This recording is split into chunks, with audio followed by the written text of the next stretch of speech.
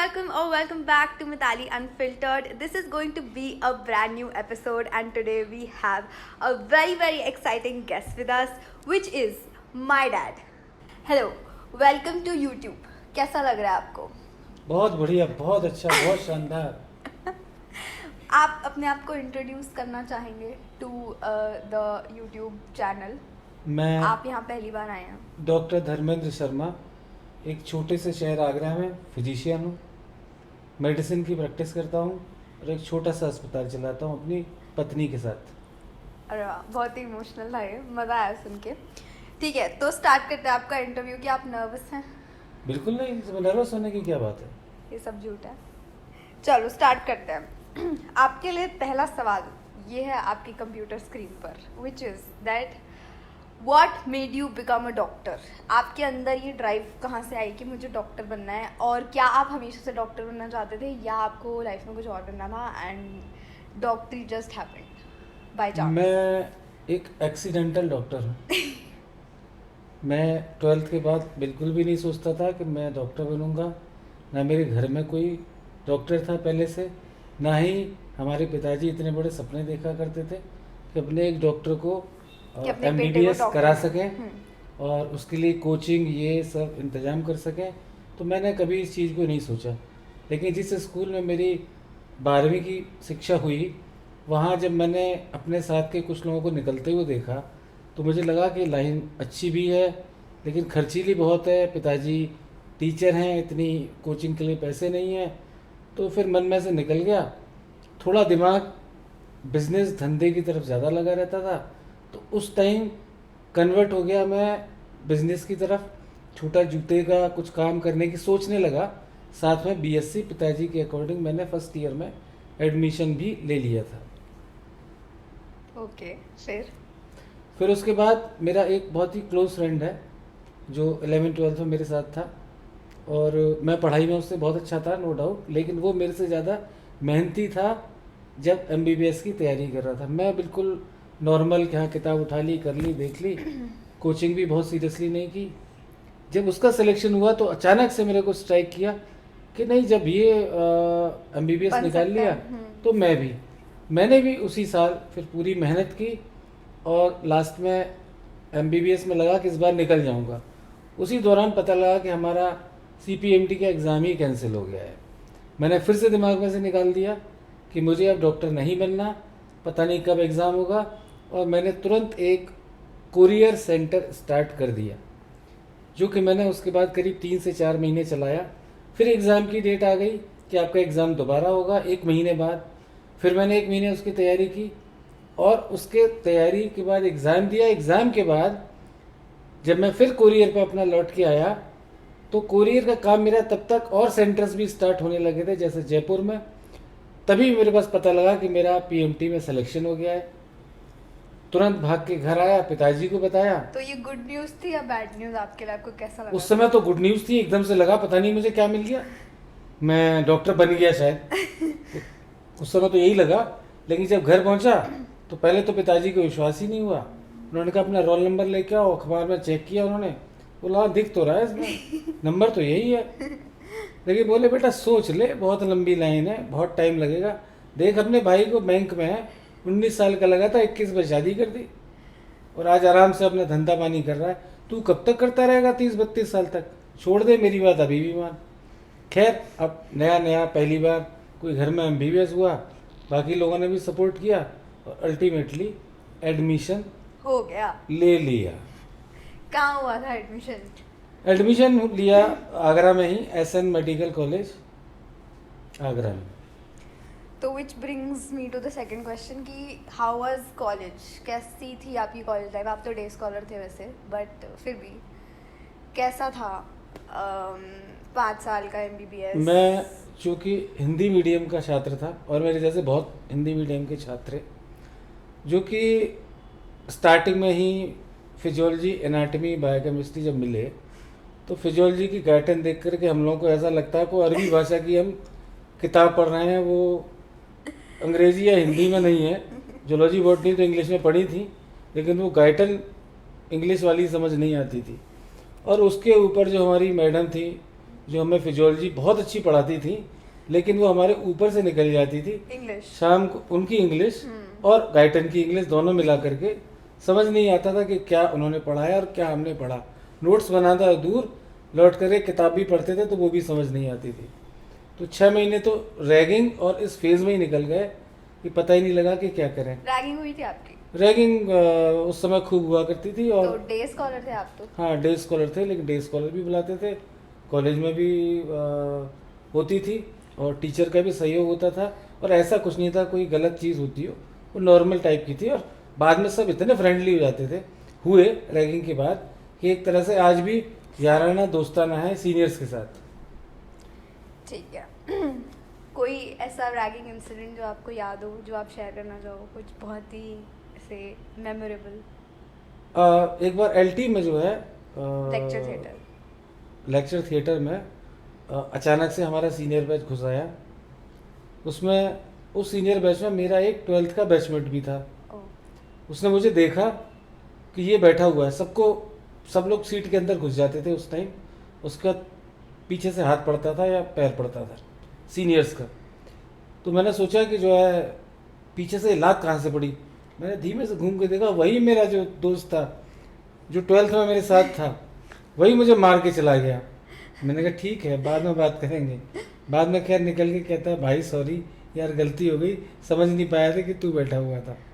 तो वो एक हंसी वाला है, ऐसा कुछ नहीं, आज भी मेरा बहुत अच्छा दोस्त है। ओके। एंड आपको मम्मी भी मिली थी एमबीबीएस में, तो वो कब हुआ? एमबीबीएस में 3rd ईयर के आसपास पहुंचते पहुंचते बस खींच रहे थे गाड़ी किसी तरह, बहुत इंटरेस्ट नहीं आ रहा था शुरुआत में एमबीबीएस की पढ़ाई में। फर्स्ट क्रॉप तो ऐसे ही निकाला, ले दे के किसी तरह बस पास हो गए, और सप्ली कहीं नहीं लगी भगवान की दया से, इतना पढ़ लिए। और बाकी थोड़ा गाड़ी आगे बढ़ी तो उन्हीं दिनों फिर थोड़ा वहाँ कल्चरल इवेंट्स ये वो उनमें लगना शुरू हुआ। वहीं एक जगह मम्मी से मुलाकात हुई तुम्हारी। जब मुलाकात हुई तो चलता रहा, कुछ नहीं ऐसा और बहुत ज़्यादा कुछ इम्प्रेसिव नहीं था। जब काफ़ी टाइम हो गया, 4-5-6 महीने हुआ, तो थोड़ा सा लगा कि हाँ ठीक है, बढ़िया है। मिलना शुरू हुआ 2-4 बार 6 बार। फिर सोचा कि भाई कास्ट पंजाबी है और हम ठहरे ब्राह्मण, देसी ब्रज के ब्राह्मण, तो बाद में जाके मामला अटकेगा, इसलिए कैंसिल ही कर दो तो बेहतर है, या फिर अपने घर वालों से पूछ लिया जाए। अब पिताजी से पूछने की हिम्मत तो हमारे सारे भाई बहनों से किसी की नहीं थी कि इस बात पे पूछ लिया जाए। खैर खुद हिम्मत बटोरी और मम्मी से बात की कि मम्मी ऐसा ऐसा है। तो मम्मी, ये कब बताया था आपने उनको? ये मैंने फाइनल ईयर नहीं 3rd ईयर 4th ईयर में बता दिया था, लगभग शुरुआत में। फाइनल वाइनल सोचने से पहले बता दिया था मम्मी से। फिर मैंने पूछा कुछ दिन बाद, मैंने मम्मी पिताजी से बात हुई, कहते रुक जा सही टाइम देखने दे फिर बात करूँगी। खैर मुझे लग गया कि मम्मी ने बता दिया होगा और पापा ने हल्के हाथ से बोल दिया होगा। फिर कुछ दिन बाद मैंने मम्मी से पूछा तो उन्होंने कह दिया है कि मैंने इस तरह करके अभी बात की है कि पंजाबी ब्राह्मण है। मैंने ऐसा क्यों बोल रही हो पंजाबी ब्राह्मण है, ये कश्यप हैं वो लोग तो ब्राह्मण ही होते हैं पंजाबी। तो मैंने हाँ कश्यप उनका गोत्रा ही बात अलग है, लेकिन फिर भी जो बात है वो। खैर पापा ने अल्टीमेटली हरी झंडी दे दी मुझसे बात करने के बाद। तो मुझे उनकी तरफ से बिल्कुल कोई दिक्कत नहीं हुई, ना उन्होंने इंटरकास्ट पे मेरे से कभी बात की, ना कुछ और बात की। लड़की बढ़िया है, उन्होंने देख ली और अपनी तरफ से हाँ कर दी। ये फाइनल ईयर से पहले की बात है। और फिर शादी के टाइम क्या हुआ था? शादी के टाइम तो मैं तब तक मेरा एमडी में सिलेक्शन हो गया था, मैं गोरखपुर में था और वो यहाँ पे थी फाइनल ईयर में। एमबीबीएस। तो घर पे जो है और कोई भाई बहन और भी थे। बड़े भाई से हमारे थोड़ा सा अपोज में आ गए। उन्होंने कहा नहीं हम यहाँ शादी नहीं करेंगे। और तो मतलब अम्मा पापा को कोई प्रॉब्लम? अम्मा पापा को कोई प्रॉब्लम नहीं थी, मम्मी पिताजी को कोई परेशानी नहीं थी। उन्होंने कह भी दिया था कि हम तो तैयार हैं बिल्कुल। उनको दिक्कत थी थोड़ा उनको समझाने में, और भाइयों ने थोड़ा सहयोग दिया कि नहीं उनको समझाया। खैर बड़ा मुश्किल से जब मेरा एमडी में प्रॉपर सिलेक्शन होने के बाद उन्हें लगता था अभी खुद भी वो कर रहा है तो ठीक है, फिर अगर ये तैयार है तो हमें क्या दिक्कत है। फिर लगभग सबने हाँ कर दी। तो तो फिर आपकी शादी हुई थी तब आप एमडी कर रहे थे, हाँ, मैं एमडी सेकेंड ईयर में था। तो आप छुट्टी लेके आगरा आए थे शादी करने? शादी करने के लिए मैं, हाँ, 3-4 दिन की मुझे छुट्टियाँ उस बस समय 3-4 दिन की छुट्टी हुई? एचओडी ने कहा था कि एक्सटेंड कर दूंगा अदरवाइज तुम्हारी एमडी में अगर इससे ज़्यादा हुआ। ये बात अलग है कि मैंने थोड़ा ज़्यादा करने के बाद में थोड़ा ज़्यादा मेहनत की तो मान एचओडी गए। ने, हाँ, एचओडी हमारे बहुत अच्छे थे और वो मान गए। तो 3-4 दिन की छुट्टी मिली थी शादी करने के लिए? हाँ, वहाँ से ऑफिशियल तो 4 दिन की मिली थी। अच्छा, and what is your fondest, सबसे अच्छी मेमोरी ऑफ बाबा? जो बाबा की मेमोरी तो इतनी सारी हैं कि मैं जब 4 साल का था तब मुझे वो अपने साथ ले गए थे। 4 साल की एज में मम्मी आगरा में रहती थी और मैं पिताजी के साथ और छोटी बहन और भाइयों के साथ नजीबाबाद में मुझे अपने साथ ले गए थे। वही जब मेरी स्कूलिंग भी नहीं स्टार्ट हुई थी, मैं फर्स्ट में भी नहीं था, उस समय मुझे ले गए थे। और मेरे साथ मुझसे बड़े वाले भाई जो हैं उनके स्कूल में मुझे भेज दिया करते थे उनके साथ। एक चुंगी का स्कूल था, उसमें वो पढ़ते थे, वहीं साथ में मैं उनके जाता था, उनके साथ ही वापस आ जाता था। तो शुरुआती 1 साल 1.5 साल कटा, लेकिन लगभग 6-8 महीने मम्मी के बिना मैं रहा। दीपावली पे हम लोग आए वापस तो मैंने जाने से मना कर दिया और पिताजी ने कहा कि नहीं, पढ़ाई करनी है, ज़िंदगी बनानी है तो साथ तो चलना पड़ेगा। तो बोले मम्मी को तो यहाँ का भी देखना है, गांव में बहुत सारे खेत थे और यहाँ आगरा में घर भी था, तो ये सब देखने के लिए कोई और नहीं था। बड़े भाई साहब भी इतने वो तब तक नहीं हुए थे, वो बीएमएस कर रहे थे कि इतना सब हो पाता। तो उस समय ये था कि 4 से 5 साल, 5 से 6 साल, 6 से 7 साल, ये अगले लगभग मेरी 9th जो है नजीबाबाद से हुई है, उसमें शायद हम कभी 6 महीने एक साथ मम्मी के साथ रहे नहीं। नजीबाबाद में शायद ही रहे हों। अदरवाइज या दादी रहती थी या कोई भी नहीं रहता था, दादी और मम्मी दोनों रहती थी। पिताजी ही सारा कुछ देखते थे, वही हमारे लिए खाना तक बनाते थे। दीदी बड़ी हो गई थी थोड़ा, बाद में वो बनाने लगी थी, लेकिन जैसे रात शाम को खिचड़ी, जैसे आजकल वेजिटेबल पुलाव होता है उसमें वेजिटेबल खिचड़ी पिताजी बना लिया करते थे। सुबह हम लोग के लिए कुछ ना कुछ बना के हमें खिलवा के तब साथ स्कूल लेके जाते थे। रास्ते में नहीं, सेम स्कूल नहीं, छोटी क्लास तक 5th तक मेरा स्कूल आर्य समाज मंदिर था, मैं दीदी भी पढ़ती थी और मैं भी पढ़ता था। उसके बाद फिर आप उसी स्कूल में थे जिस स्कूल में बाबा टीचर थे? हाँ, 6 से वो गवर्नमेंट इंटर कॉलेज था, तो वो यूजुअली गवर्नमेंट इंटर कॉलेज सारे 6 से होते हैं, तो 6 में फिर मैं वहाँ पे ट्रांसफ़र हो गया। उसके बाद भी उनके साथ ही जाता था, उनकी नज़र में रहता था।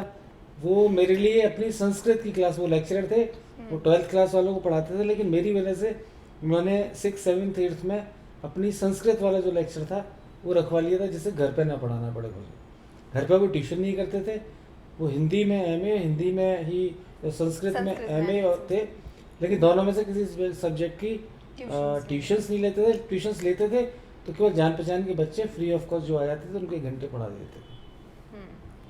तो मेमोरी उनकी बहुत सारी हैं और अभी बीच बीच इंटरव्यू में चलती रहेंगी। ठीक है, तो क्या कहते हैं, हाउ वाज एमडी इन गोरखपुर? मतलब गोरखपुर वैसे तो वाज अ न्यू शहर, आप कभी हॉस्टल में रहे भी नहीं थे उससे पहले, और शादी भी हो गई थी? शादी भी हो गई एमडी थी, में स्टार्टिंग में शादी नहीं हुई थी, स्टार्टिंग में मैं अकेला ही था। थे, हाँ। जब मैं अकेला गया वहाँ पे मेडिसिन डिपार्टमेंट, रेजिडेंट वहाँ बहुत कम थे, और पेशेंट मैं सोचता हूँ वहाँ केजी के बाद दूसरे नंबर पर सबसे ज़्यादा पेशेंट हुआ करता था यूपी में। क्यों होता था वहाँ पे कि वहाँ सब लोग जानते हैं, योगी जी ने आजकल काफ़ी पिछले दिनों मेहनत भी की है, इंसेफेलाइटिस जो है वहाँ बहुत ज़्यादा हुआ करती थी, इतनी ज़बरदस्त कि पीडियाट्रिक्स और मेडिसिन में एक बेड पर 2 लोग, बच्चे तो 3-3 4-4, और हम लोग तो फ्लोर में पेशेंट को रात में एडमिट करते थे।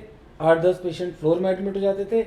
नेक्स्ट डे कुछ एक्सपायर भी होते थे, एक्सपायर भी अच्छी मात्रा में होते थे, कुछ शिफ्ट होते थे तो उनको बेड पे ले जाते थे, उस मॉर्निंग में ढूंढते थे। 200 बेड का लगभग वार्ड थे, 2 वार्ड थे, जिसमें कि स्किन वाले भी अपने कुछ एडमिट करते थे, साइकेट्री वाले भी।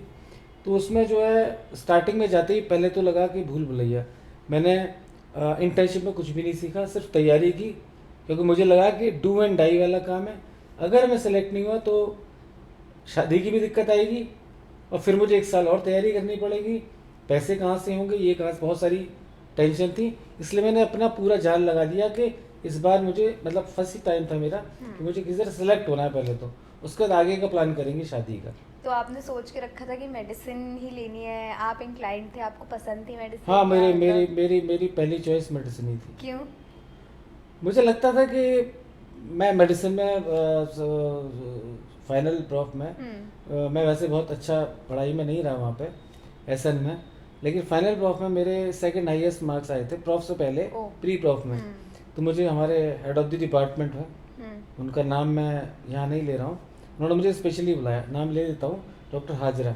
उन्होंने मुझे स्पेशली बुलाया, बोले बेटा तुम्हारे इतने अच्छे मार्क्स फर्स्ट और सेकंड टर्म में नहीं आए, लेकिन इस बार तुमने बहुत मेहनत की है, सेकंड हाईएस्ट मार्क्स हैं और कंटिन्यू करो। उन्हीं दौरान मेरा ट्रीटमेंट भी चल रहा था उनसे, मुझे हाइपरटेंशन हो गई थी, तो लगे 6 महीने उन्होंने साइकेट्रिक एनालिसिस ये वो सब कराया, वो सब भी ठीक हो गया। और चांस की बात है मुझे मेडिसिन में बस वहीं से थोड़ा इंटरेस्ट ज़्यादा लगा, मेडिसिन में पढ़ाई भी अच्छी की। तो मेरे को आगरा की ब्रांच और मिल रही थी, यहाँ मुझे लगता था कि रंजू भी है तो आसानी रहेगी, लेकिन मुझे लगा कि ना, टीबी चेस्ट या और कोई ब्रांच, सर्जिकल ब्रांच मुझे लेनी नहीं थी। क्यों? सर्जिकल ब्रांच मुझे पसंद नहीं थी। नो खून खराबा कुछ नो खून नहीं, मेडिसिन तो medicine is the jack of all expert of none. तो मेडिसिन मुझे लगता था कि बिना मेडिसिन के कोई भी डिपार्टमेंट अपना काम शुरू नहीं कर पाता, उससे पहले भेजना होता है कि मेडिसिन, वो पहले गैस्ट्रो में नहीं भेजेगा, पहले मेडिसिन वालों को भेजेगा किस उसको भेजना है। तो एक तरह से उस समय तो खैर इतना नहीं था, बाकी सुपर स्पेशलिटी ब्रांच, तो मेडिसिन उस समय टॉप पर मेरे हिसाब से मेरे लिए टॉप पर थी। ठीक है, तो फिर अभी तो एज वी टॉक इतनी सारी क्या कहते हैं टॉक्सिसिटी है इन मेडिसिन इन जनरल, इन मतलब I am talking about medicine as a career in general. इतने डॉक्टर्स आजकल सुसाइड भी कर लेते हैं, तो आप लोग के टाइम पे what was the scenario? Because ये सुसाइड्स का ट्रेंड तो अभी हम देखते हैं कि बहुत ज़्यादा बढ़ रहा है, और लोगों को ये भी लगता है कि अब medicine like MBBS only as a career, becoming a doctor is very difficult और ये सब। तो आपका क्या टेक है इस पे? मतलब प्रीवियस मतलब 30 इयर्स बैक मेडिसिन बेसिकली थोड़ी सी टफ ब्रांच है, थोड़ी नहीं, और ब्रांच के कंपैरिजन में मैं उस टाइम के काफी सिनेरियो tough। की बात कर रहा हूँ। टफ ब्रांच है, चाहे वो एनेस्थीसिया हो, प्रैक्टिकल ब्रांच है, सर्जिकल सारी प्रैक्टिकल ब्रांच है। आपको पढ़ना कम है, प्रैक्टिकल ज़्यादा करना है, प्रैक्टिकल नहीं करोगे तो आगे काम नहीं आएगा। मेडिसिन में आपको पढ़ना भी बहुत है और उससे ज़्यादा पेशेंट भी देखने हैं, वो अप्लाई भी करना है। आपको न्यूरोलॉजी आज बैठ के आपको पढ़नी है, पेशेंट भी देखना है, उसका रिपीट करके आपको वो टॉपिक पूरी तरह से समझना है कि हाँ ये पेशेंट आज मैंने देखा तो इसमें ये था, और वो आज तक चला आ रहा है कि अगर कोई नया पेशेंट आ जाता है या इवन कोई नॉर्मल पेशेंट दोबारा आ जाता है, तीसरी बार आता है, पिछले हमने 6 महीने से उस टाइप का पेशेंट नहीं देखा, तो उस टॉपिक को हम फिर से रिवाइज करते हैं आज भी कि उसमें एडवांस और क्या क्या आ गया है। तो मेडिसिन तो ऐसा नहीं है कि हम उस समय पढ़ लिए तो उसके बाद आज नहीं पढ़ना है। मेडिसिन डे बाई डे आपको कुछ ना कुछ नया आपको पढ़ना पड़ेगा, नया आपको सीखना पड़ेगा, तो आप आगे चलोगे। सर्जिकल ब्रांच में कुछ फिक्स हो जाता है कि आपने ये कर लिया उस टाइम के सिनेरियो के हिसाब से। आजकल तो बहुत एडवांसनेस आ गई है, उसमें भी आपको बहुत चीज़ें सीखनी है, लेकिन उस सर्जिकल ब्रांच में ये है कि आपका हाथ अगर सेट हो गया कुछ सर्जरीज में तो आपकी एक तरह से लाइफ सेट हो गई कि आप उतने काम तो कर ही रहे हो ना। मेडिसिन में नहीं पता, मेडिसिन में उस समय हम लोग MI में केवल थ्रोम्बोलाइज कर दिया करते थे कि ठीक है MI का पेशेंट है, थ्रोम्बोलाइज करना, ये हुआ, उसमें और कुछ भी नहीं था खास। आज के टाइम में थ्रोम्बोलाइज भी करना आपको पड़ सकता है, लेकिन पेशेंट की चॉइस है। अगर वो लगता है कि पैसे वाला है, खर्च कर सकता है, तुरंत एंजियोग्राफी, तुरंत एंजियोप्लास्टी, बाईपास, ये सब चीज़ सोचनी पड़ती है। तो पेशेंट को पहले सारी चीज़ बतानी होती है कि ये करना है, कि ये करना है, कि ये करना है। तो उसमें से 130 पेशेंट शायद हम लोगों का बचता है, बाकी फिर आगे निकल जाता है। ठीक है। तो थोड़ा कंपटीशन मेडिसिन में इस समय बढ़ गया है क्योंकि ब्रांच काफ़ी डिवाइड हो गई। सुपर स्पेशलिटी बहुत DN आ और गई। DN भी बहुत सारी ब्रांचेस में आ गया इस वजह से। ठीक है। और जैसे आपने बताया था फाइनल ईयर में आप ट्रीट हो रहे थे फॉर हाइपरटेंशन और ये सब, आपकी क्या जर्नी थी विथ एंजाइटी और ये सब? क्या आपको ऐसा लगता है कि medicine give you a lot of anxiety या सॉर्ट ऑफ मेंटल इश्यूज थोड़े से, या आपको नहीं, फाइनल ईयर में जो मेडिसिन का बात है वो ऐसा कुछ भी नहीं था। ओवरऑल मुझे ऐसा लगता था कि मैं चीज़ को कैप्चर नहीं कर पा रहा हूँ। मैं पढ़ने बैठता हूँ तो मुझे चीज़ 4 लाइन पढ़ने के बाद मैं 4 लाइन बोल नहीं सकता, मुझे याद ही नहीं रहता है। ये तो हम सबके साथ यहाँ से स्टार्ट हुआ। हाँ। उसका मैंने BP चेक कराया, BP मेरा बढ़ा हुआ कंटिन्यूस चल रहा था। फिर मैंने अपना जितना थोरो चेकअप थे सारे कराए, लेकिन मुझे लगता है वो 6 महीने में अपने आप रिजॉल्व हो गया। कुछ दिन मेडिसिन खानी पड़ी मुझे, फिर बंद हो गया। रही बात एंजाइटी की, मेडिसिन में वैसे एंजाइटी वर्कलोड की वहाँ बहुत थी, इसमें कोई शक नहीं है। 72 आवर्स मैंने अकेले फर्स्ट ईयर रेजिडेंट की तरह काम किया। हम लोगों की जो फर्स्ट ईयर शिफ्ट थी वो 1.5 साल चली थी। 1 साल के बाद भी बैच नहीं आया था, सुप्रीम कोर्ट से कुछ डिले हो गया था, तो 1.5 साल तक हम लोग फर्स्ट ईयर भी रहे, साथ में सेकेंड ईयर का काम भी करना पड़ा क्योंकि थर्ड ईयर तो निकल गया। तो इसलिए वर्कलोड बहुत रहता था, लेकिन उससे ऐसी एंजाइटी नहीं होती थी। काम करो बैठ जाओ, फिर काम करो बैठ जाओ। पेशेंट आपको देखने, पेशेंट चाहे जितना लोड हो थकता नहीं है। रेजिडेंट को तो थकना भी नहीं चाहिए, तो अगर वो थकेगा तो आगे लाइफ टाइम थकता ही रहेगा। तो वहाँ नहीं होती थी। हाँ, एग्ज़ाम जब आने वाले थे एमडी के, तो हमारे यहाँ का रेशियो था 50%। पास ये पिछले 10 साल से चला आ रहा था कि जितने स्टूडेंट अपीयर होंगे उसमें आधे पास होंगे और आधे फेल होंगे। और हम लोगों के बैच में 5 लोग थे, बस 5 लोग थे। बाकी जो रिजर्वेशन वाले थे वो उस साल सुप्रीम कोर्ट ने रोक दिए थे, वो नेक्स्ट ईयर आए थे। अच्छा, तो उस साल रिजर्वेशन वाले लोग नहीं थे। हाँ। तो लगभग जनरल कैंडिडेट, 5 जनरल और ओबीसी केवल 5 लोग थे हम जो सारा डिपार्टमेंट संभाल रहे थे। उन 5 के जब फाइनल ईयर के एग्ज़ाम होने वाले थे तो ये था कि 2.5 2 पास होंगे या तो 2 पास होंगे या 3 पास होंगे। अब 2 कौन बचेंगे, तो ये भी हो सकता है ये, क्योंकि हम लोग लगभग इक्वल थे। हाँ। हम लोगों में ऐसा बहुत वेरिएशन नहीं था पांचों में कि टीचर्स जो है Choose करें। डिमार्केशन करके चूज कर पाती आसानी से। लेकिन फिर भी सीनियर्स तो यही कहते थे भाई रिजल्ट तो आज तक नहीं हुआ, सब तो पास हो ही नहीं सकते हो। हाँ। मैक्सिमम से मैक्सिमम 3 पास हो जाओगे, 2 तो फेल होना है। वो एंजाइटी चूंकि सब इक्वल थे, सबको ही थी, मेरे को नहीं सबको थी कि भाई मैं भी रुक सकता हूँ, मैं भी रुक सकता हूँ, मैं भी रुक सकता हूँ और पास नहीं होऊंगा। एक हमारे सीनियर बैच का भी था, वो दोबारा री एग्ज़ाम दे रहा था, तो उसका तो चलो ये था कि क्लियर किया तो किया, नहीं तो कोई बात नहीं। अब 5 में हम लोगों को एंजाइटी तो लास्ट के 3-4 महीने हम लोग एंटी एंजाइटी ड्रग तक हम लोगों को लेनी पड़ती थी। 5 लोग, लगभग 5 लोगों को। एक फीमेल स्टूडेंट थी, उसका तो मैं नहीं कह सकता, लेकिन बाकी 4 हम लोग एक ही कैंपस में लगभग साथ ही पढ़ते थे, तो लेनी पड़ती थी हल्का सा, तब जाकर कहीं रात में नींद आती थी। और उसके बाद मतलब after coming back to Agra residency के बाद has the career ever given you anxiety और sort of any mental disturbance? पहले तो मुझे लगा कि एनडी के बाद कि कुछ और सुपर स्पेशलिटी में कुछ कर लेते हैं, देखते हैं, लेकिन फिर फाइनेंशियली फैमिली, मम्मी पिताजी लगभग अकेले ही सही रहते थे, सब सेपरेट हो गए थे उस समय तक। तो ये था कि फिर शादी भी हो गई थी, रंजू यहाँ एमएस कर रही थी, तो बहुत सारी जिम्मेदारियाँ थी, घर भी प्रॉपर नहीं बना हुआ था, तो उसके लिए भी मदर कहती रहती थी। तो बीच में कुछ चेंज भी कराए थे लेकिन नहीं, तो अल्टीमेटली फिर सारी चीज़ों को देखते हुए मुझे लगा कि चलो प्रैक्टिस स्टार्ट करते हैं, एमडी मेडिसिन तो है। तो आकर के यहाँ पे सबसे पहले एंजाइटी वगैरह कुछ नहीं थी, आने के बाद तो ये था हम जीरो पर हैं, हमारे पास कुछ भी नहीं है, हमारे पास तो सड़क पे हैं, अब डिग्री लेके तो आए। तो स्टार्ट किया, पहले एक हॉस्पिटल ज्वाइन किया जॉब के लिए। वहाँ उन्होंने कहा कि 8 घंटे आपको करना है, इतना पैसा मिलेगा। 1 महीने बाद जब पैसा मिला तो वो काफ़ी कम दिया। तो क्या फिर सैलरी थी? उस समय उन्होंने बोला था 15,000 और 8 आवर्स ड्यूटी। हमने कहा ठीक है। बाद में उन्होंने 10,000 दे करके मना कर दिया। मना नहीं किया, हम 10,000 ही दे पाएंगे, हमारा बिजनेस उतना नहीं चल रहा है। तो अब 10,000 में कुछ नहीं घर का काम तो चल नहीं सकता था। उस समय भी 2001 की बात है।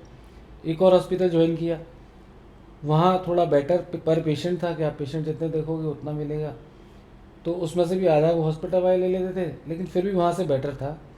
और उन्होंने मुझे, जब मैंने छोड़ने का प्लान किया, जब मैंने सोचा मैं अपना हॉस्पिटल ही खोल लेता हूँ उससे अच्छा, तो जब मुझे पेशेंट यहाँ देखने हैं तो मैं अपने में देखूँगा, खुद ही मेहनत करूँगा।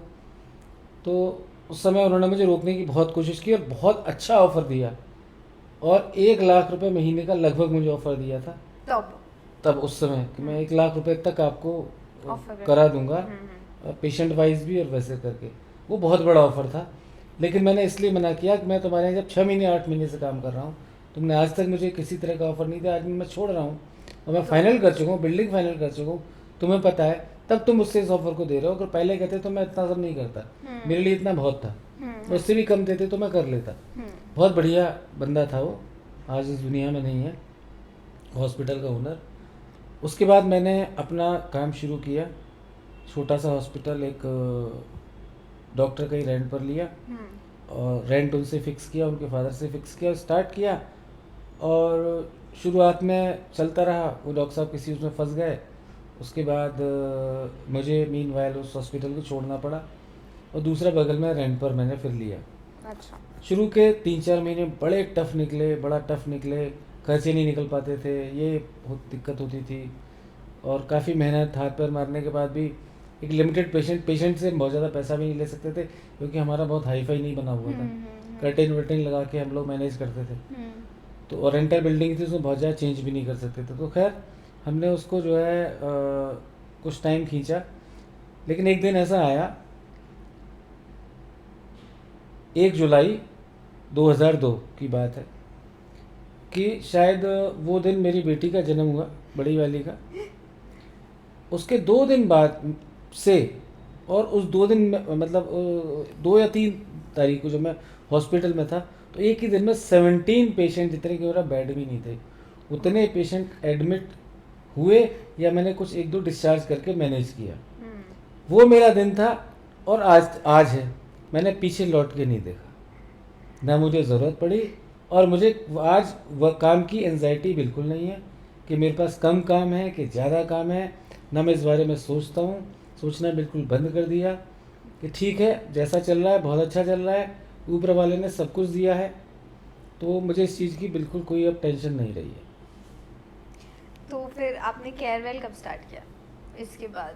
केयरवेल स्टार्ट करने का भी बड़ा वो है। मैं केयरवेल जब केयरवेल हमारा हॉस्पिटल है। केयरवेल हॉस्पिटल के लिए जब मुझे बिल्डिंग परचेज मिली, एक बिल्डिंग, तो बिल्डिंग परचेज करने की बात आई, तो उस समय फाइनेंशियल कंडीशन तो उस समय तक भी ऐसी थी कि 20-30 लाख तो कहीं से अरेंज हो नहीं सकते थे। तो मुझे उनको 20 लाख रुपए अरेंज करके देने, तब वो मेरे साथ एग्रीमेंट करते, तब मुझे बैंक से बाकी लोन होता। अब मैंने किसी तरह से उस नाइट में, जब मेरे अगले दिन बैंक से चेक मिलना था, रजिस्ट्री होनी थी, उस नाइट में मेरे पास 2 लाख रुपए कम थे। मैंने आज तक घर में कभी किसी से पैसे नहीं मांगे उधार, ना मैंने किसी को अपनी परेशानी शेयर की कि मुझे इतने पैसे की ज़रूरत पड़ रही है, दिक्कत हो रही है। मैं बड़ा परेशान था, मेरी आंखों में पहली बार आंसू आ गए थे कि कैसे मैनेज होगा, कल उसको कैसे पैसे दूंगा। मैं उसके पास गया, उससे रिक्वेस्ट की रात में।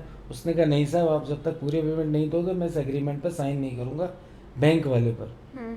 खैर किसी तरह से उसने एग्रीमेंट पर साइन किए। पैसे लेने के बाद मैंने अरेंज किए।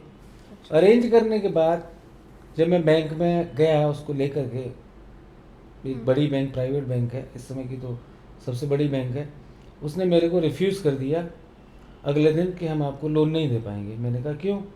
कि बेसिकली आप जिस बिल्डिंग को ले रहे हैं वो रेजिडेंशियल है और आप वहाँ हॉस्पिटल एक्टिविटी करेंगे। मैंने कहा मैंने तो आपसे नहीं कहा हॉस्पिटल एक्टिविटी करूँगा, कि हमारे जो टीम है उसकी तरफ से आया है कि आप वहाँ हॉस्पिटल बनाएंगे, इसलिए मैं आपको ये लोन नहीं दे सकते। जबकि मेरे से उस समय 17-18 हज़ार प्रोसेसिंग फ़ीस भी ले चुके थे। उस दिन मुझे इतना गुस्सा आया ब्रांच में,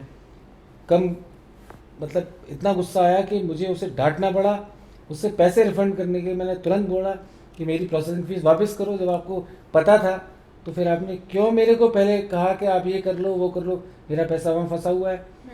खैर उसने जब बहुत डांटा तो उसने तुरंत अपने मैनेजमेंट से बात की और मुझे मेरा पैसा रिफ़ंड कर दिया।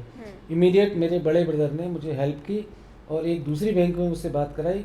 उन्होंने मुझे within a week 7 days, Saturday को मैं गया, नेक्स्ट सैटरडे को चेक दे दिया कि और मेरी रजिस्ट्री हो गई। वहाँ से स्टार्ट होती है मेरी केयरवेल की जर्नी।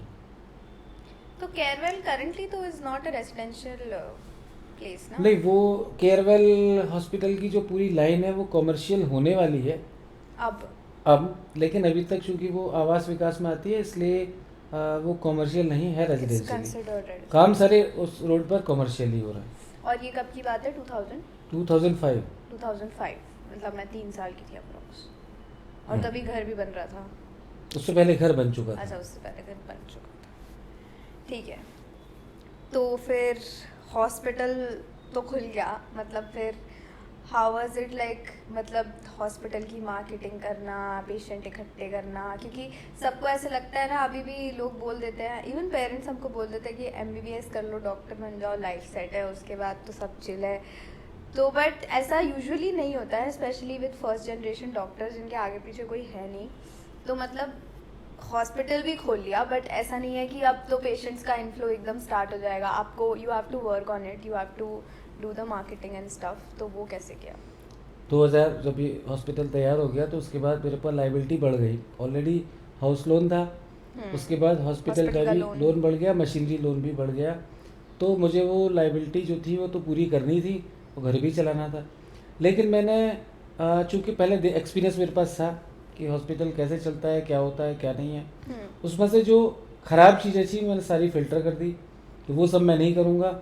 मैंने माउथ पब्लिसिटी के ऊपर ज़्यादा ध्यान दिया, पेशेंट्स का फीडबैक लेना शुरू किया, हर पेशेंट के जाते समय एक फॉर्म भरवाना शुरू किया उस टाइम 2005 में कि आप यहाँ से सेटिस्फाइड है, और अगर सेटिस्फाइड नहीं है तो किस वजह से नहीं है, डॉक्टर की वजह से, स्टाफ की वजह से, या हॉस्पिटल के अंदर कुछ तकनीकी खामियां हैं, कुछ कमियां हैं। लोगों ने फीडबैक भी दिया, इवन चैम्बर में आकर के मुझे बताना भी शुरू किया कि नहीं इसमें आप ये चेंज कर लीजिए, ये चेंज कर लीजिए, और लिख के भी दे के जाते थे। और 80-90% डॉक्टर के लिए बारे में नहीं लिखते थे, स्टाफ में ज़रूर कुछ कमियां निकल आती थी, तो मैं स्टाफ को रिप्लेस करता रहता था। 2006 के बाद मैंने बिल्कुल भी साफ़ सुथरी स्मूथ प्रैक्टिस की और माउथ पब्लिसिटी ही स्टार्ट की, और आज तक भी वही कर रहा हूँ। मैंने वो बंद कर दिया कि उसके पास चले जाओ, वहाँ से पूछो, वहाँ से पूछो, वो सब कुछ नहीं, वो सब केयरवेल से पहले की स्टोरी नहीं। तो अभी तक भी हॉस्पिटल सिर्फ वर्ड ऑफ माउथ? वर्ड और माउथ। आज भी हॉस्पिटल केवल पेशेंट टू पेशेंट ही आता है। एंड कितने 25 years of being in practice? 25 साल तो हो गए होंगे हम ज़्यादा? No no no 21। तो आपको क्या लगता है, what are the disadvantages of being a doctor और owning a hospital, your own private practice? Physician के लिए बात करूँ तो अलग है, सर्जन के लिए बात करूँ तो अलग है, और gynae as a hospital manager? मैं हॉस्पिटल मैं बात करूँगा फिजिशियन और गायनी के लिए, ठीक तो है। हम दोनों वही हैं। फिजिशियन अगर क्लिनिक अपना अच्छा चलाता है और केवल क्लिनिक चलाता है हॉस्पिटल के बाहर, हॉस्पिटल के अंदर नहीं, Only ओपीडी, और वो अच्छी चलती है तो वो ज़्यादा बेटर है बजाय कि हॉस्पिटल चलाने के। अच्छा, फिजिशियन के लिए क्यों ऐसे? हॉस्पिटल में सरदर्दी ज़्यादा है? हॉस्पिटल के जो पेन है वो आपको ओपीडी में नहीं लेने हैं। आप किसी भी हॉस्पिटल में एडमिट कर दीजिए, वहाँ अपनी फीस लीजिए, उसको देखिए, सही बात। वो ज़्यादा कूल है। और ओपीडी पेशेंट में भी आपको पैसा तो मिलता ही है, थोड़ा टाइम ज़्यादा लगता है। अब उसी को आप हॉस्पिटल में कन्वर्ट करते हैं तो वो जो ओपीडी वाला पेशेंट होता है वो हॉस्पिटल में घुसते हुए डरता है कहीं ये मुझे एडमिट तो नहीं कर लेंगे, मैं छोटी सी परेशानी के लिए आया हूँ, कहीं ये मुझे एडमिट करके अपना पैसा तो बनाना शुरू नहीं कर देंगे। इसलिए मैं कभी कभी अच्छे पेशेंट भी जो चाहते हैं कि एडमिट हो जाऊँ, मैं उनको भी नहीं कह पाता। मैं सोचता हूँ पेशेंट अपनी तरफ से कहे, मैं 2 ऑप्शन देता हूँ, मैंने घर भी दवा लगवा सकते हो आप लोग, और चाहें तो आप एडमिट भी हो सकते हो 1-2 दिन के लिए, जैसी आपकी इच्छा हो। पेशेंट की इच्छा होती है तो वो एडमिट होता है, अदरवाइज नहीं होता। इसलिए वो वाले पेन तो नहीं लेता। लेकिन ओपीडी बेस्ड फिजिशियन की प्रैक्टिस बेटर है इन कंपैरिजन टू हॉस्पिटल। सारे पेन और एंजाइटी और टेंशन और फैमिली डिस्टर्बेंस वो हॉस्पिटल की वजह से होता है। या आप हॉस्पिटल के आसपास कहीं रह रहे हैं बिल्कुल बगल में कि तुरंत आप पहुंच जाएं। रही बात गायनी की, गायनी के लिए ये पॉसिबल नहीं है। गायनी के बहुत सारे सर्जिकल प्रोसेस ऑप्स के करने होते हैं, तो उसको तो चाहिए ही चाहिए। तो इसलिए मेरी मजबूरी थी हॉस्पिटल तो होना ही चाहिए, और बैठना भी मजबूरी थी क्योंकि वाइफ को और सारी चीज़ें भी मैनेज करनी होती हैं घर की, तो मुझे वहाँ थोड़ा ज़्यादा टाइम दे करके बाकी मैनेजमेंट वाले पार्ट वो भी मुझे देखने होते थे। इसलिए कुछ हॉस्पिटल के एडवांटेज हैं तो कुछ डिसएडवांटेज हैं, बट सर्जिकल लाइन में तो हॉस्पिटल मस्त है आपका, या आप किसी हॉस्पिटल में जाके बैठ रहे हो कॉर्पोरेट में। ठीक है, आगे आते हैं थोड़ा 20 years लेटर। क्या आपने कभी एक्सपेक्ट किया था मुझे 2 साल कोटा में देख के कि मेरी टॉप 100 AIR आ जाएगी? नहीं, मैंने नहीं सोचा था टॉप नहीं। 100 आ जाएगी। तो आपने मुझे जब कोटा भेजा था तो क्या सोच के भेजा था कि क्या करके वापस आएगी? स्टार्टिंग में तो मैंने ये सोचा था कि पहले 6 महीने हम देखते हैं, अगर लगेगा क्या तो पता वापस ही आ जाए। अगर लगेगा दिक्कत लगेगी या कोई परेशानी लगेगी तो वापस ले लेंगे। बहुत रास्ते हैं, बहुत कोचिंग है, बहुत कुछ है, क्योंकि अकेले भेज रहे थे वहाँ पे। वो तो अच्छी बात है कि 4-5 का सर्कल मिल गया था, वो अलग बात हो गई। लेकिन हाँ, नेक्स्ट अगले एग्ज़ाम से पहले मैं हर एग्ज़ाम तुम्हारा कैलकुलेट करता था, कितने नंबर आ रहे हैं, क्या है। मुझे अभी तक मालूम है हमारे एक एग्ज़ाम के रिज़ल्ट, उनके एवरेज कहाँ मिस्टेक हो रही थी और अल्टीमेटली एग्ज़ाम से पहले 2-3-4 महीने पहले मैंने कैलकुलेट कर लिया था कि तुम्हारे नंबर 670 और 680 के बीच में आएंगे। ये मेरी इतनी 2 साल की कैलकुलेशन थी, जो मैंने मम्मी से भी कहा था हाँ। कि 670 और 680 के बीच में ले आएगी एग्ज़ाम में, चाहे जैसा भी आए। जब टफ होगा, बहुत सबके लिए टफ होगा, इजी होगा तो उसके बढ़ जाएंगे, और टफ होगा थोड़े डाउन हो जाएंगे। लेकिन एवरेज 670 तो हमने मान लिया था रैंक कि 2000, 2500, 3000 के आसपास रैंक आ जानी चाहिए। बाकी तो किस्मत है। तो इतना तो मुझे पता था कि इसके आसपास रैंक आ जाएगी, और लास्ट में तो मुझे ये भी लग रहा था दिल्ली तक मिल ही जाएगा, कहीं कोई कॉलेज मिल जाएगा। दिल्ली मिल जाता है 2-2.5 हज़ार। हाँ, तो मुझे लग रहा था दिल्ली कॉलेज कोई ना कोई मिल जाएगा ठीक। एग्ज़ाम से पहले। हाँ, और फिर एग्जाम के बाद क्या हुआ? एग्ज़ाम के बाद तो फिर हम लोगों का एग्ज़ाम के रिजल्ट के बाद तो हम लोग फिर तारे ही गिनना है। 68 आ गई है, फिर तो सीधे एम्स और मौलाना यही सोच रहे थे इनमें से कोई मिलेगा। नहीं, रैंक आने से पहले हम एम सोच रहे थे कि 50 अंडर 50 होना चाहिए, 700 बहुत होते हैं तब, और उस साल तक से पहले जो रिजल्ट है उनको देखते हुए 700 तो टॉप 10 होते, टॉप 10 हुआ होते करते थे। तो बल्कि, ये तो नहीं पता था कोई 720 भी ले आएगा उस साल में। तो उस साल से पूरा सिस्टम ही चेंज हो गया। लेकिन जो है 700 पे हम लोग कोशिश कर रहे थे कि आ जाएगा, वो तो एक क्वेश्चन इधर उधर हो जाता और तो शायद आ भी जाता, पर वेल सेटिस्फाइड कि टॉप कॉलेज है। और कल मैंने तुम्हें उसका पीजी का भी दिखाया था कि टॉप में चल रहा है वो मौलाना पीजी सीट के लिए। लोकनायक, यस।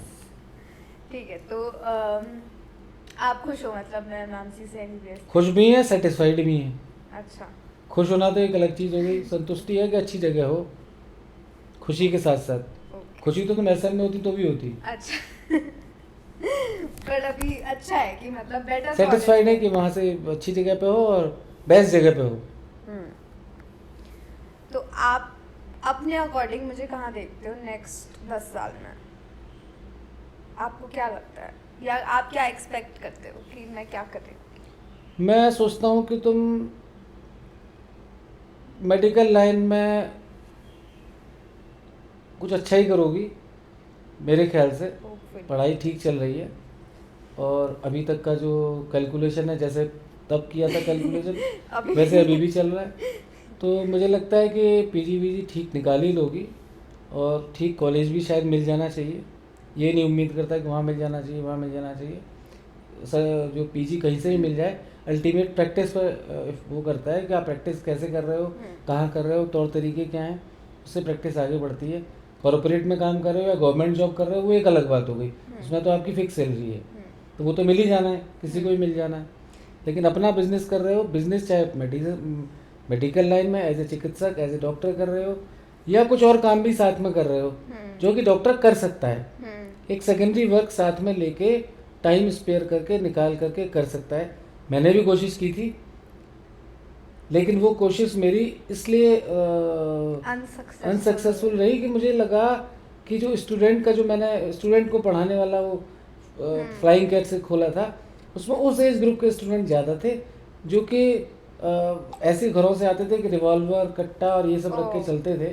तो डेली पुलिस केस होना, ये करना, और सारा वहाँ फीमेल स्टाफ था, मैं बैठता नहीं था, तो उनको तंग करना, सीनियर स्टाफ को, किसी को भी, फिर उनके घर वाले आ जाते थे, कभी कुछ होता था, तो और फिर वो चाहते थे कि हमें यहाँ से निकलते ही नौकरी और मिल जाए। अदरवाइज टर्नओवर उसका भी काफ़ी अच्छा था, 1 साल का, 1.5 साल में मैंने उसको बंद कर दिया था। मुझे लगा जब मेरा पास सुकून ही नहीं है लाइफ में, तो बेकार ऐसे काम कर रहा हूँ। अदरवाइज आदमी कर सकता है। क्या आपकी कोई प्रेफर्ड ब्रांचेस है मेरे लिए?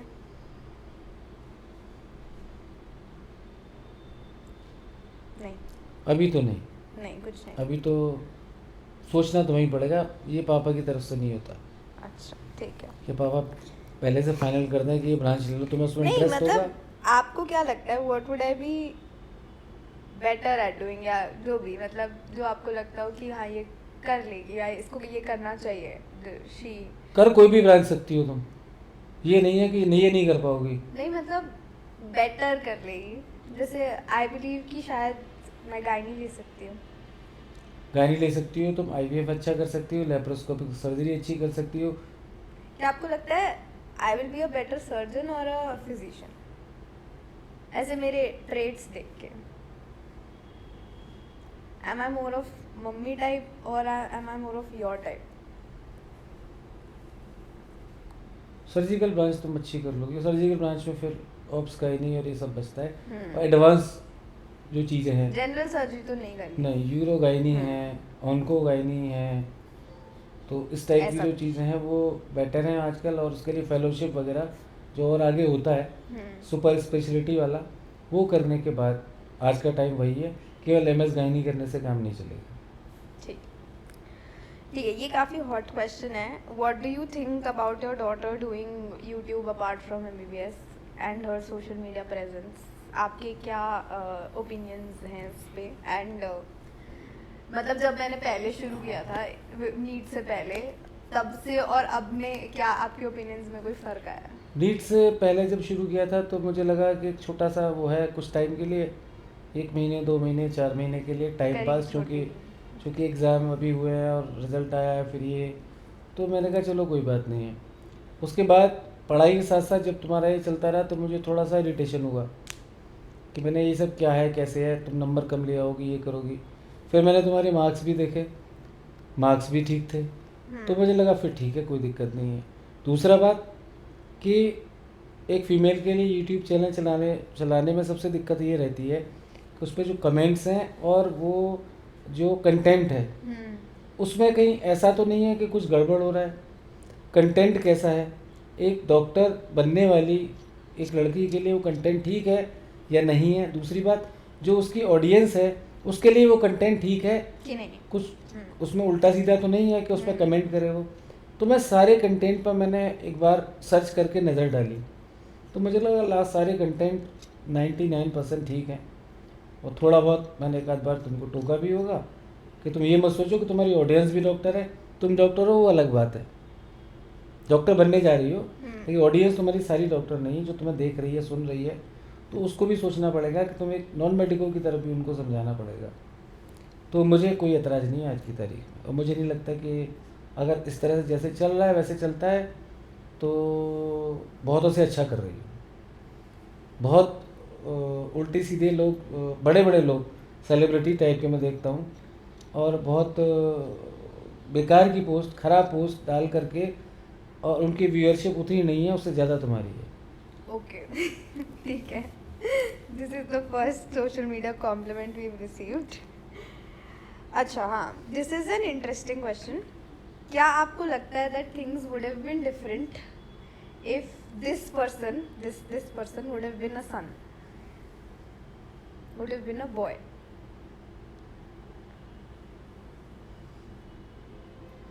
तो तुम पैदा हुई तब नहीं लगा? नहीं, मतलब वैसे कि करियर वाइज जैसा मैं परफॉर्म कर रही हूँ या जो भी मैं अभी ना करंटली ना कर रही ना, हूँ, मुझे नहीं लगता। सेम ही होता, मतलब नो डिफरेंस। ठीक है।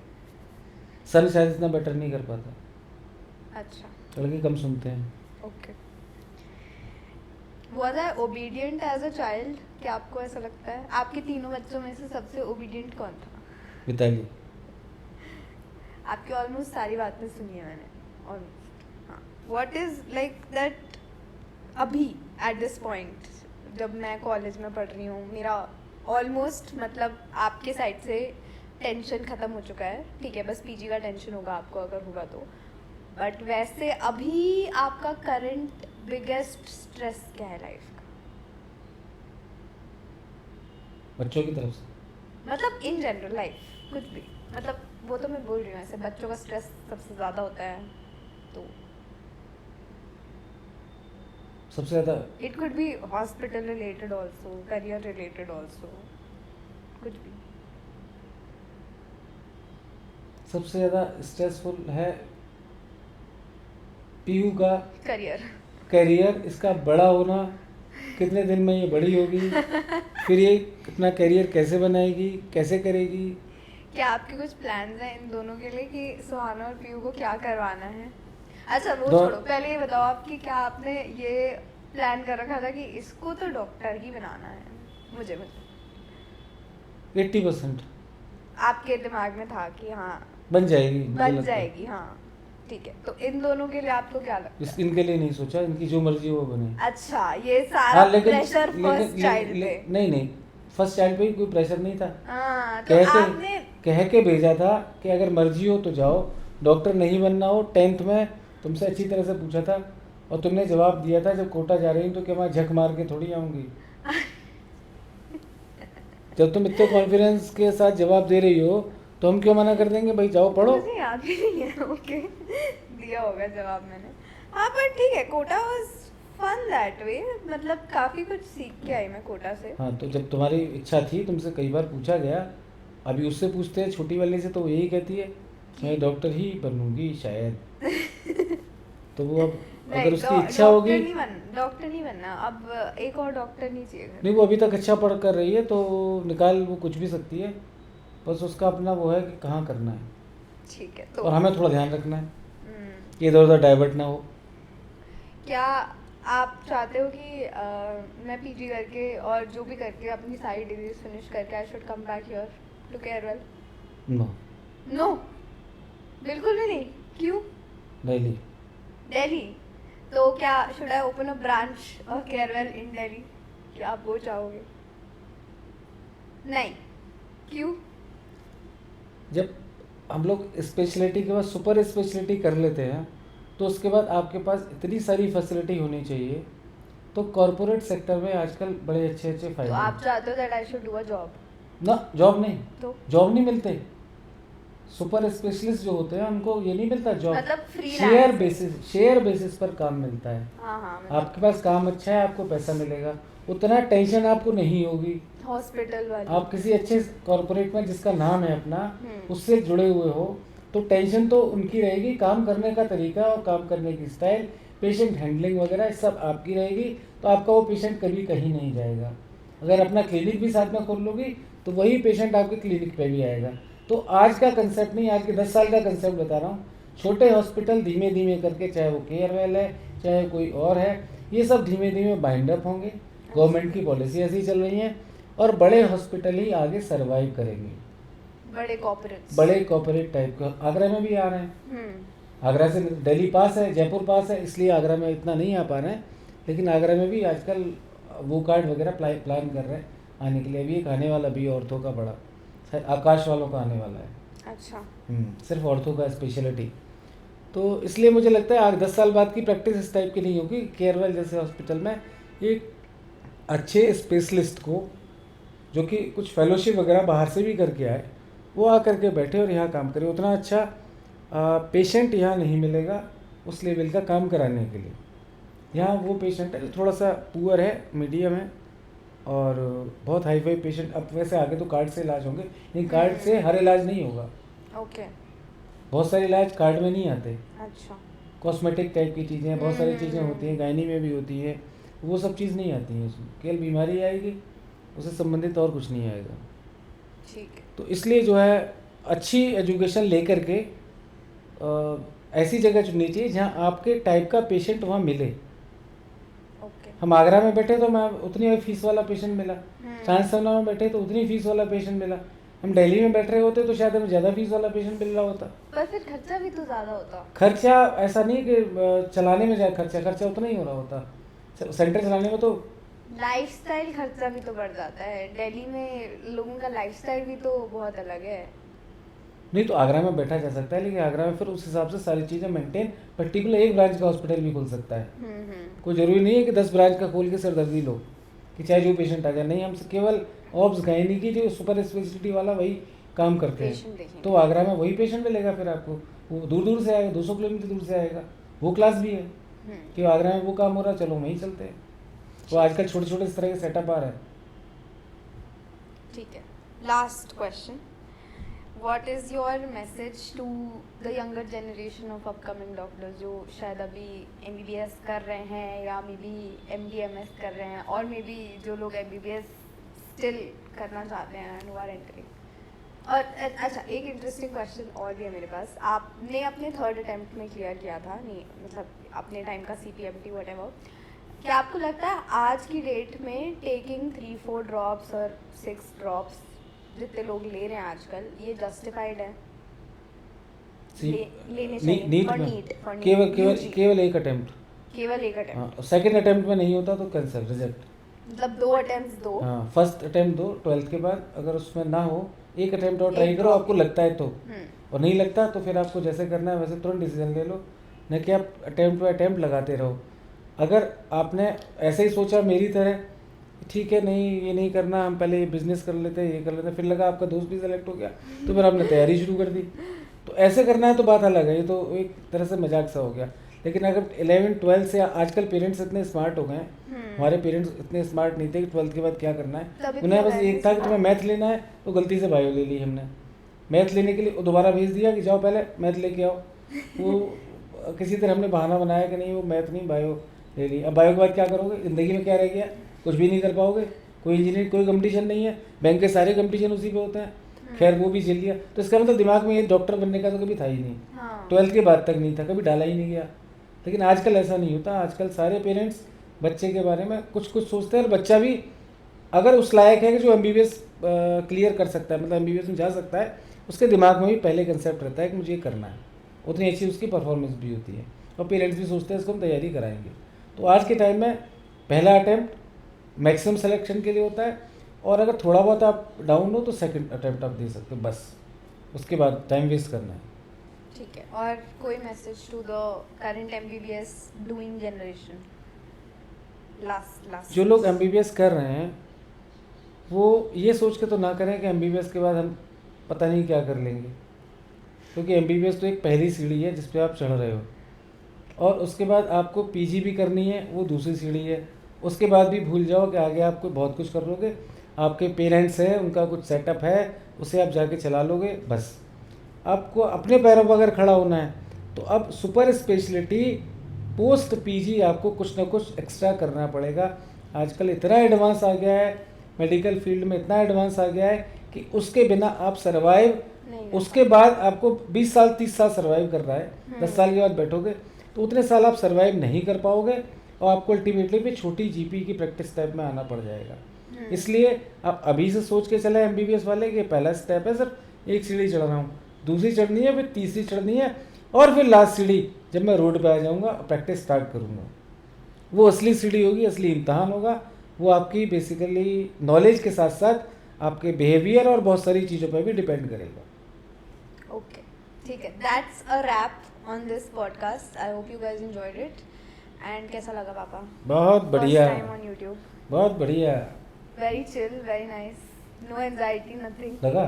नहीं नहीं, बिल्कुल नहीं। ठीक है, so this is a wrap. We will see you in the next one. Do let us know whom next do you want to see on the podcast. And till then, like, share, subscribe. Okay, bye.